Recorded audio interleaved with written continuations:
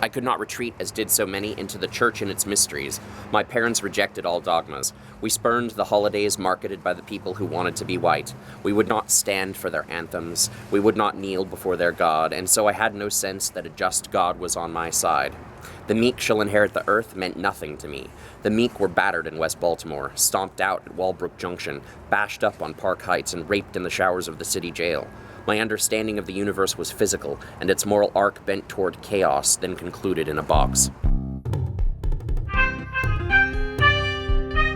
I recently finished reading Ta-Nehisi Coates' Between the World and Me. If you haven't already heard of this book, it's been praised and recommended to high heaven by virtually everyone as being one of the most profound meditations on race and recent memory. One of the things that's uniquely powerful about Coates' writing is there's an unflinching quality to it. He goes to painful places, and he doesn't steer around them or try to lighten them with platitudes or even turn towards some sort of grand future hope, but instead he dwells in it and forces you to confront it and endure it in a way that I find profoundly revelatory. Coates makes me wrestle with my identity in a way that few other authors ever do. For example, in this book, he has a way of referring to whiteness by saying that they're people who mistakenly believe that they're white, or people who want to think of themselves as white, or by referring to white people as the dreamers.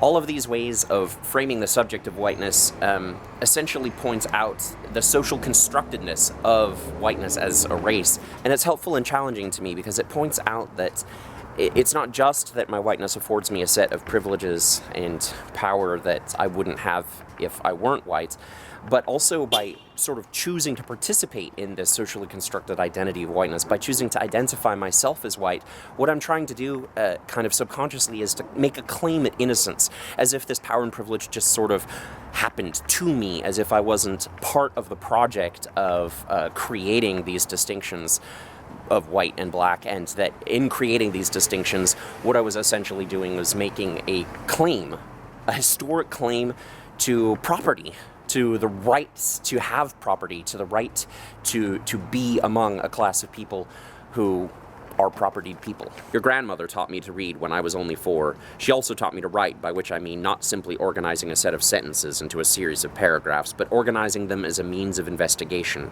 When I was in trouble at school, which was quite often, she would make me write about it. The writing had to answer a series of questions. Why did I feel the need to talk at the same time as my teacher? Why did I not believe that my teacher was entitled to respect?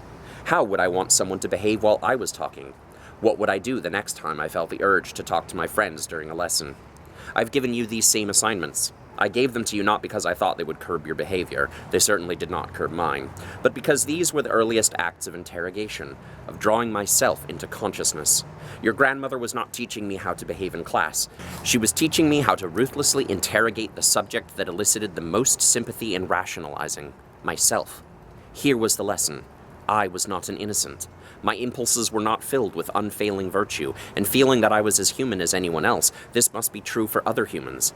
If I was not innocent, then they were not innocent. Could this mix of motivation also affect the stories they tell, the cities they built, the country they claimed as given to them by God? One of the things that's likely to be challenging for well-meaning white progressive Christians like me is that Ta-Nehisi Coates himself is an atheist, and he absolutely rejects, as you heard from that quote that I read, religious-sounding answers to the dilemma of race and racism.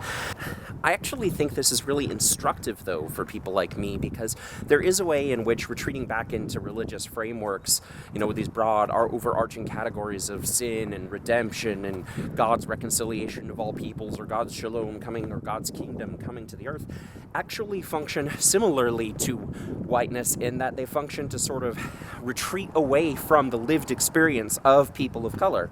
They function to sort of retreat away from the direct issue itself toward some sort of other external universalized framework, which is precisely what whiteness is. It's a kind of universalized framework of innocence that we use to say this is the normal human experience versus the experience of people of color as being sort of a subset, the abnormal experience of humankind. What this book really teaches me or helps me to frame is that race as a concept can't be separated from a series of historical crimes related to racism.